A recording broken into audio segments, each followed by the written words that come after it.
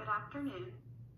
I will be presenting a presentation on swallowing safety, finding aspiration pneumonia in stroke patients.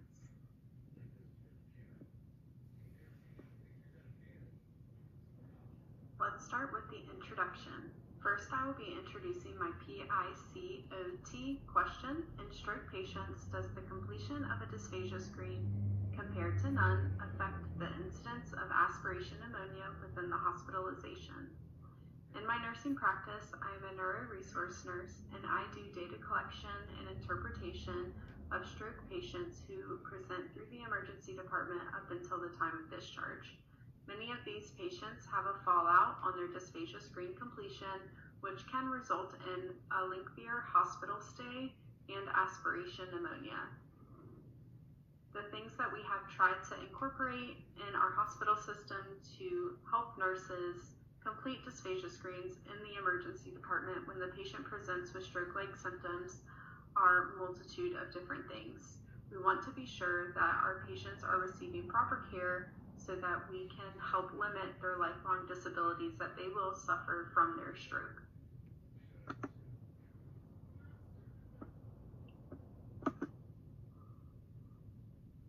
Dysphagia screen in stroke patients without being completed can increase mortality in the stroke patients, increase respiratory infections due to aspiration pneumonia, and lengthen hospitalizations.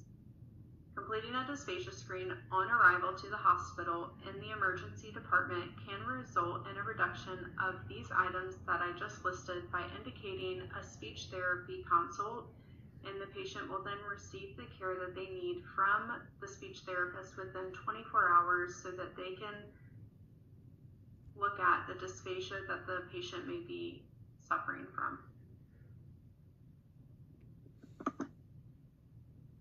Evidence-based practice model. The Johns Hopkins Nursing Evidence-Based Practice Model is an open system model in which the PET process is the core. The PET process is the practice questions, evidence, and translation.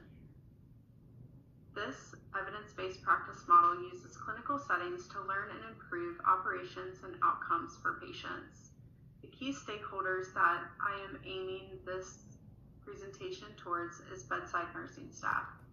Bedside nursing staff are the ones that will complete a dysphagia screen on patients that come in with stroke-like symptoms that will allow the providers to know whether or not the patient passes or fails, and if they do either, mostly fail, the speech therapist will be consulted. The bedside nurses also can keep the patient in PO, so nothing by mouth, up until the time the speech therapists have been able to assess the patient. A summary of evidence. I looked at 3 different articles. The first one is by De Jesus Oliveira in 2020 and other authors as well. This study design was a qualitative, exploratory, descriptive study.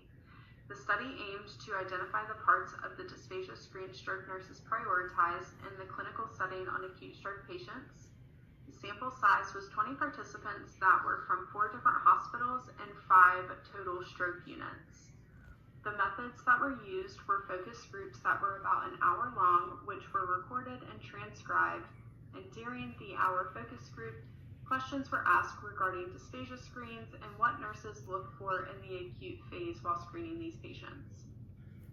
The findings were that the standardization was not uniform between hospitals or staff members, and that only one hospital had a dysphagia screen protocol. If we cannot uniform the dysphagia screen process and how nurses are completing this can put patients at an increased risk for developing aspiration pneumonia because not one dysphagia screen is being completed as another.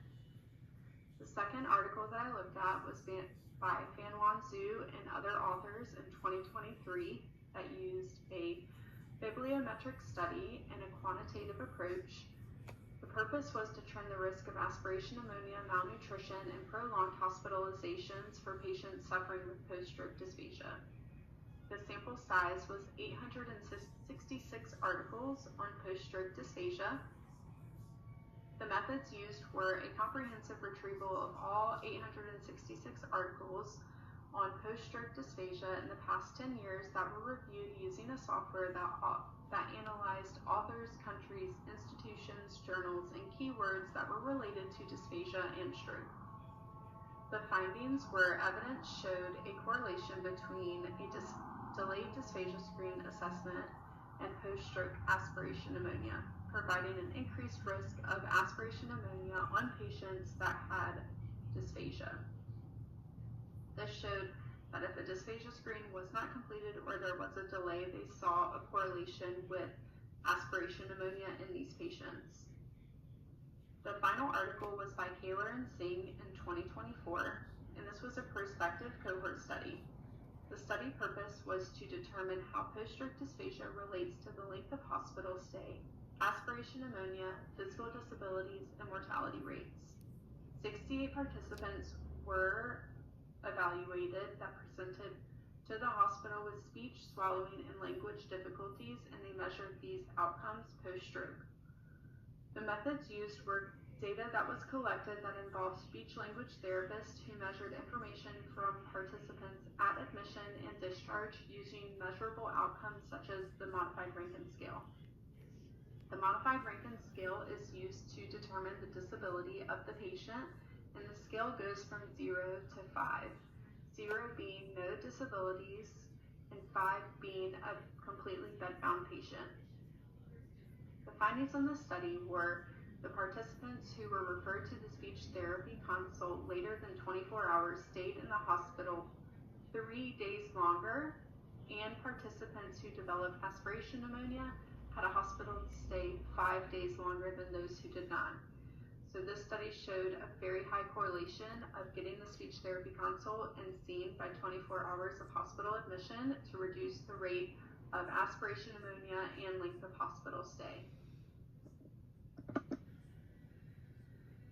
Analysis of evidence.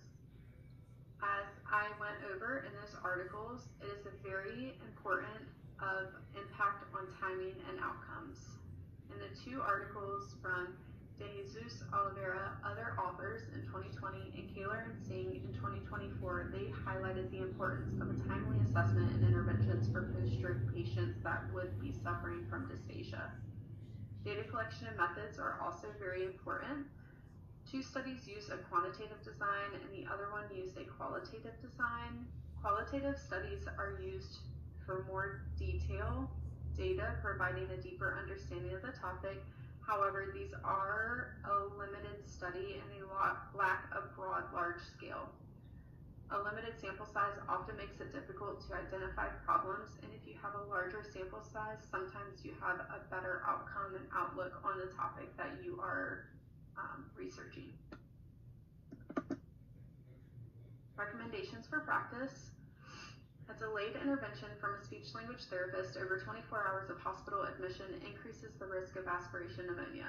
One recommendation is to ensure all patients are being worked up to have a speech therapy consult and are seen within 24 hours of admission. So if the patient comes in through the emergency department with stroke-like symptoms, you want to be sure that they are utilizing an order set that would target the speech therapist to come and see the patient. So the order set may need to be updated for the facility if it doesn't already have a speech therapy consult pre-checked in the order set. And you may need to look at order set utilization tracking. Is it speech therapy not seeing the patient within 24 hours or a lack of order set utilization across the board? These are 2 things that could be tracked on stroke patients that you could implement in your practice to prevent these fallouts from occurring. A recommendation for research. Larger sample size allow the ability to detect findings. Research designs do need both a qualitative and quantitative approach to provide a deeper understanding of post-stroke dysphagia. With a larger sample size, you would be able to identify the long-term impacts in comprehensive data-driven studies.